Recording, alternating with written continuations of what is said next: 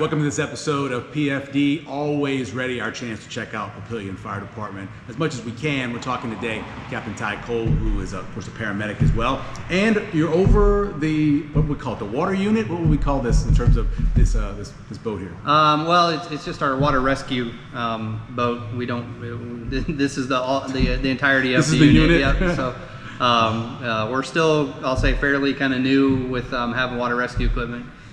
We've only had a boat of some kind in the station for 4 or 5 years.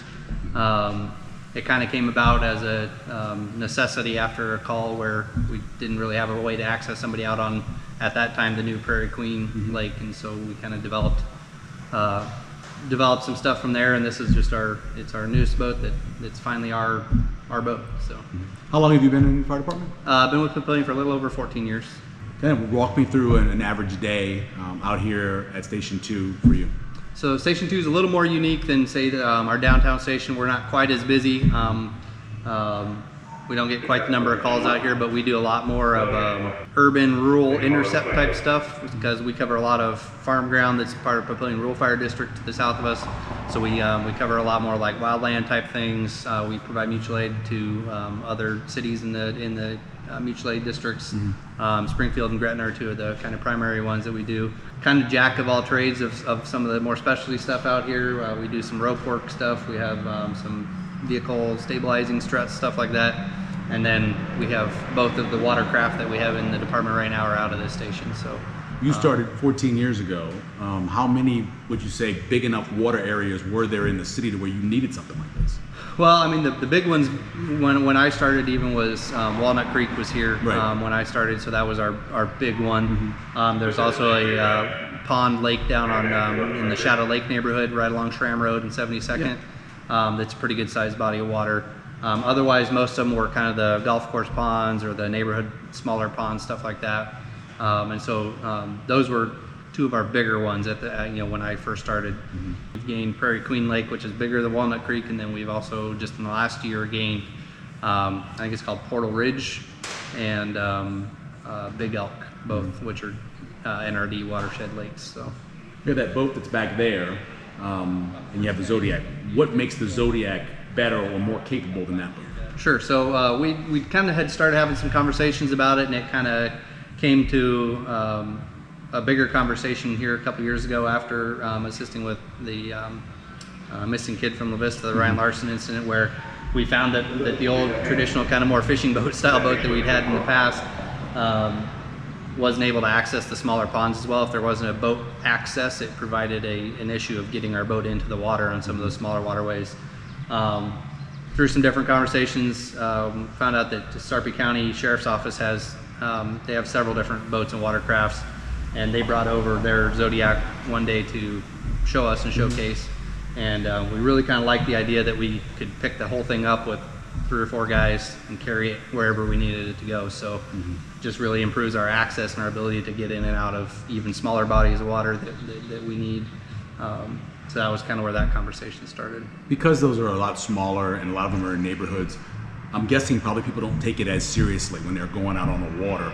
When you talk about boat safety, even in those small places, what are some things people should think about? So boat safety, especially a lot of what we see, and especially in some of the smaller ones around here, because most of our lakes are no wake areas.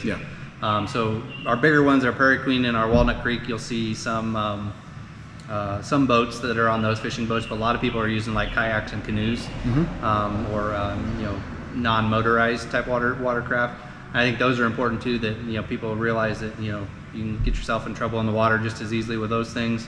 We run into people fairly often that bought their kayak yesterday and took it out on Walnut Creek tomorrow and never had any, and had never been on the water before. And so knowing what your comfortability level is, what your ability for swimming and staying safe, wearing life vests is something we're always going to recommend. To even if you're an experienced swimmer, falling in a lake fully clothed is different than using a bathing suit or something. So life vest is a big one that we would recommend.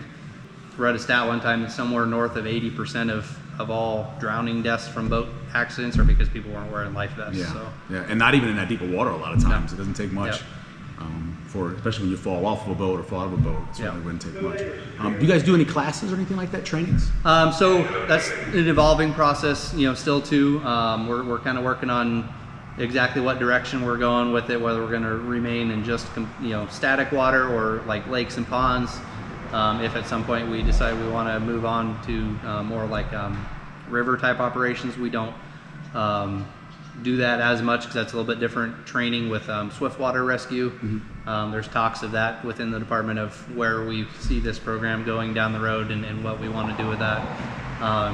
Big thing that everybody here has to at least have a boater safety class, which is a kind of a entry level educational class on boat operation, how to operate safely. You guys arrive to a body of water where that boat won't work. There's no boat ramp. You guys can lift this up and carry it to the water? Yep.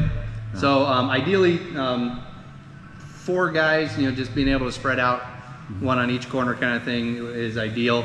It can be carried with 3, and one of the reasons for that is on this engine, a lot of days we're at 3 on this engine, and so we would be able to get it up and get it down to the water before another crew would show up, so that we can start trying to figure out what's going on or get out to somebody that's in the water or something. So we call this PFD always ready because that seems like it's something really fit with the fire department. What does being always ready mean to you and this unit? Just being ready for any situation. One of the things that I love about the job is it's always changing. Every call is different and yet similar.